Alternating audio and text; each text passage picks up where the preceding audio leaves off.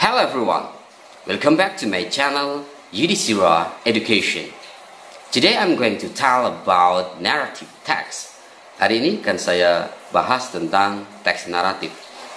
Saya yakin teks ini pun sudah sering sekali muncul di pelajaran-pelajaran di sekolah, entah itu di SMP, SMA, ataupun di university. What is a narrative text? Apa yang dimaksud dengan teks naratif? Coba, saya yakin kalian banyak yang paham apa yang dimaksud dengan teks naratif ini. Karena saya yakin kalian sudah diajar oleh guru kalian di kelas, di sekolah ya, atau mungkin teman-teman kalian pernah bercerita tentang teks naratif ini. Teks naratif ini apakah sebuah cerita? Apakah hanya pemaparan sebuah objek ataupun yang lain? Ataupun cara membuat sesuatu. Nah, ini yang perlu kita pikirkan bersama ya. What is the narrative text? Teks naratif itu adalah teks yang menceritakan rangkaian peristiwa dengan sistem kronologis atau saling terhubung. Naratif teks ini umumnya bersifat imajinatif ya, alias tidak nyata. Ini cerita tetapi tidak nyata atau berupa imajinasi dari penulisnya. Jadi intinya adalah teks naratif itu cerita yang tidak nyata, hanya sebuah khayalan belaka, hanya imajinasi saja dari penulis cerita itu. Jadi seperti halnya dengan teks dongeng, teks legenda dan sebagainya, itu termasuk teks naratif ya. Dalam bahasa Indonesia mungkin narasi ya, teks naratif. What is the purpose of the text? Apa tujuan dari teks naratif ini? Nah, kita di sini sifatnya adalah sebagai seorang pembaca saja, sebagai seorang penikmat cerita saja. Misalkan ada di televisi, maka atau video, maka kita sebagai penonton. Kalau itu adalah sebuah cerita tulis, kita hanya sebagai pembaca saja. Sehingga muncul sebuah pertanyaan, what is the purpose of the text? Apa tujuan dari teks naratif itu sendiri? Okay, the purpose of the text is to amuse or to entertain the reader. Untuk menghibur pembaca. Jadi tujuan dari narrative text ini hanya satu ya, yaitu untuk menghibur pembaca.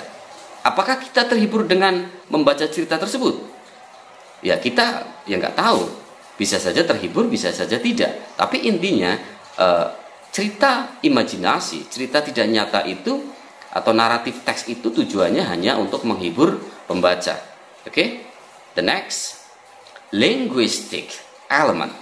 Unsur bahasa yang dipakai di sini adalah yang pertama simple past tense. Kita menggunakan simple past tense. Simple past tense itu adalah menggunakan second verb, menggunakan kata kerja kedua ataupun to be. Yang bisa kita gunakan adalah was dan were. Kita tidak boleh menggunakan kata kerja pertama ataupun kata kerja ketiga dalam naratif ini. Atau kita pun tidak boleh menggunakan to be, am, is, are. Tidak boleh. Yang boleh adalah kita harus menggunakan simple past tense. Kata kerja kedua ataupun to be, was, dan to be, were. Yang kemudian kita juga pastinya akan menemukan action verb ya, kata kerja yang melakukan tindakan. Dalam sebuah peristiwa-peristiwa pasti menggunakan kata kerja action verb ini. Karena naratif itu pasti cerita-cerita yang menarik ya, entah itu dongeng ataupun legenda ataupun kejadian-kejadian tentang fighting, perkelahian dan sebagainya. Sehingga action verb ini pasti digunakan. Kemudian adjective, kata sifat ini pasti juga ada, sehingga kita harus meningkatkan selalu kosakata kita. Nouns, kata benda. Kata benda ini bisa saja untuk kata ganti orang, ataupun nouns ini bisa berupa hewan, ataupun bisa berupa benda-benda mati, benda hidup dan sebagainya. Sehingga semua unsur ini harus kita pahami dan kuasai bersama untuk menikmati membaca narrative text atau cerita-cerita yang hanya imajinasi saja. Okay, various of narrative text. Jenis-jenis dari teks naratif ini, yang pertama adalah fairy tale. What is fairy tale? Fairy tale ini dongeng, ya, dongeng, cerita fantasi saja. atau cerita tidak nyata ya. Yang biasanya cerita ini cerita rakyat atau cerita anak-anak yang kisahnya itu memiliki keajaiban ya, yang memiliki keajaiban, diselimuti oleh keajaiban. Bisa saja seperti itu. Seperti contoh the title of the text, judul teksnya ini bisa Snow White sebagai contoh ya, Thumbelina atau Timun Mas, atau dari luar juga ada Cinderella. Itu contoh dari fairy tale yang ada. Kemudian second is folklore atau folklore. Ini adalah cerita rakyat yang bersifat turun temurun ya. Biasanya folktale ini menyebar dari mulut ke mulut, kemudian sehingga diceritakan secara turun menurun sehingga menjadi bagian dari tradisi masyarakat. Salah satu contoh ceritanya adalah Malin Kundang. Nah, Malin Kundang itu termasuk folklore ya. Kemudian legend. Nah, ini saya yakin sudah sangat familiar sekali legend ya. The legend. The legend apa itu? The legend itu yang berasal dari perpaduan antara fairy tale dan folklore. Kalau kamu pernah membacanya, salah satu contoh dari cerita legend adalah The Legend of Surabaya, The Legend of Danau Toba dan sebagainya. Intinya adalah legend ini adalah mengisahkan tentang bagaimana asal usul suatu tempat bisa terbentuk. Itu the legend. Oke? Kemudian myth. Myth ini adalah mitos. Mitos saya yakin sudah paham semua. Fable. What is the fable? Karena saya yakin sangat sering sekali fable ini muncul. Fable itu adalah cerita atau kisah-kisah tokoh yang utamanya binatang ya. Tokoh utamanya itu biasanya binatang. Contoh seperti The Yarn and the Grasshopper, The Cat and the Dove dan sebagainya. Itu contoh dari fable. Kemudian romance. Apa sih romance? Romance itu kan cerita-cerita yang tentang percintaan ya, tentang love story, tentang cerita cinta.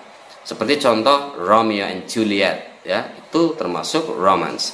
Kemudian horror story. Horror story ini adalah menceritakan kisah-kisah yang menyeramkan tentang hantu, tentang kisah-kisah yang misteri ya dan sebagainya. Ini contoh dari various of narrative text. Ada banyak lagi sebenarnya, tetapi saya sampaikan saja hanya 7 saja. Generic structure of narrative text. Oke, di sini there are I'm sorry saya salah nulis ya. Ini seharusnya 1 2 3 4 bukan 1 2 3 3. Generic structure of narrative text there are 4. The first orientation, the second complication, the third is resolution, and the fourth is reorientation. Nah, yang pertama orientation. Orientation itu adalah pendahuluan. Berisi pengenalan saja, tokohnya siapa, kemudian tempat kejadiannya di mana, dan pelakunya siapa. Itu orientation. Kemudian the second is complication. Complication adalah munculnya masalah ya. Kemudian the third is resolution.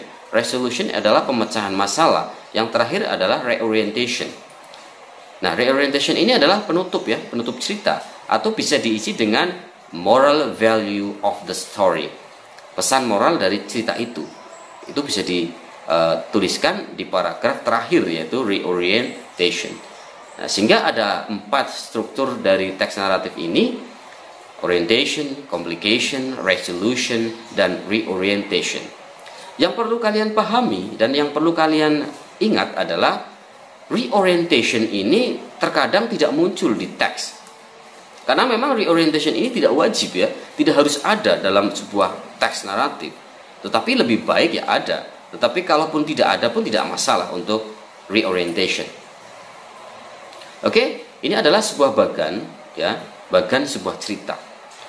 Yang pertama orientation, yang bawah. Orientation itu ketika cerita itu baru mulai, pasti yang di paragraf pertama itu orientation, yaitu pengenalan saja. Di paragraf pertama selalu dikenalkan siapa pelaku cerita, tokoh ceritanya itu siapa, pasti ada.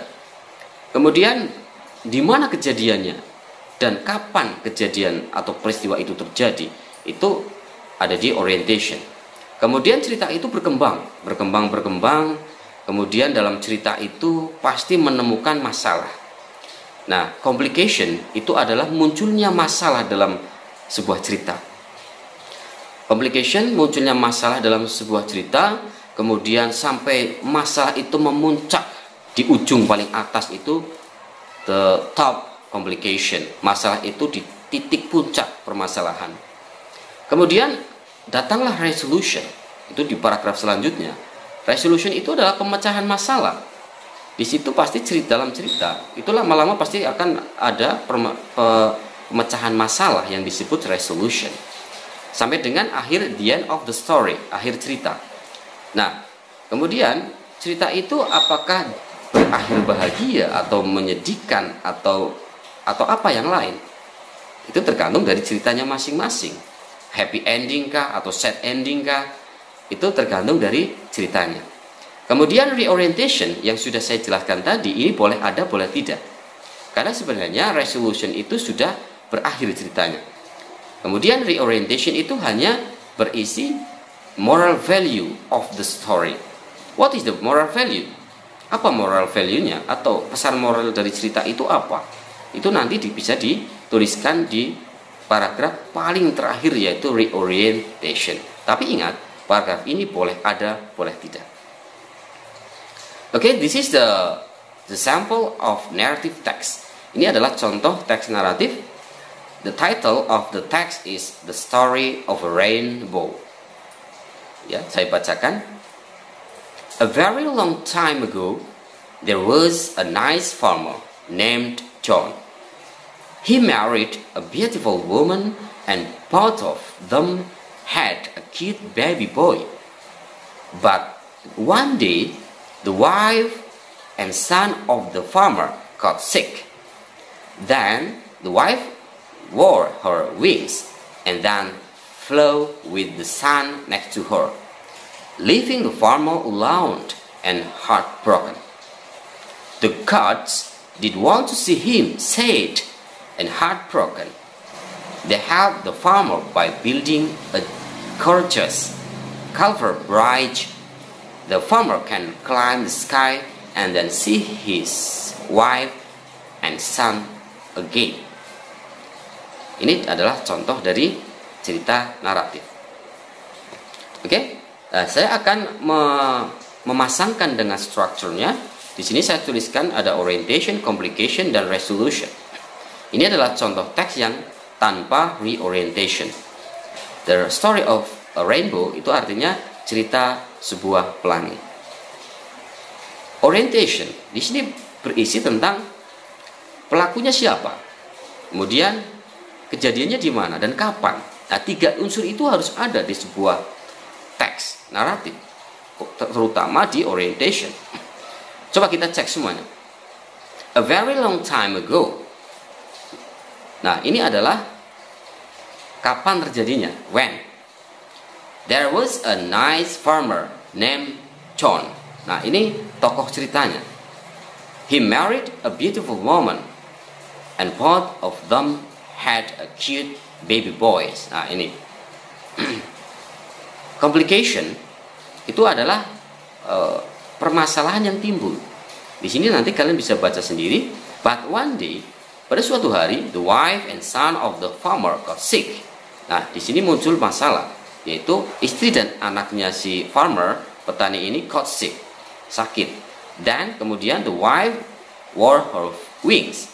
Kemudian istrinya ini mengepakkan sayapnya, ya, dan flew, dan terbang with the son next to her, dengan anaknya yang ada di sampingnya, leaving the farmer alone and heartbroken, dan meninggalkan si petani itu sendirian dan sakit hati, ya, karena mungkin di sini ceritanya tidak dirawat, ya, istri dan anaknya. Resolution, nah, pemecahan masalahnya. The God didn't want to see him. Tuhan ini tidak ingin melihatnya sedih and heartbroken, dan sakit hati. They helped the farmer. Mereka membantu petani ini by building a gorgeous covered bridge, dengan membangun sebuah jembatan yang berwarna-warni. The farmer can climb the sky. Petani ini bisa memanjat sky, langit itu, and kemudian see his wife and son again, dan bisa melihat istrinya dan anaknya lagi. Nah, ini adalah sebuah cerita yang sederhana dari The Story of a Rainbow. Bisa nanti kalian pahami lagi cerita-cerita yang lain tentang cerita naratif, baik itu cerita dongeng, cerita legenda, atau cerita rakyat, ataupun yang lainnya. Karena sudah saya sebutkan tadi di awal jenis-jenis dari teks naratif. Okay, thank you for your nice attention. Wait the next my video and see you next time. Bye.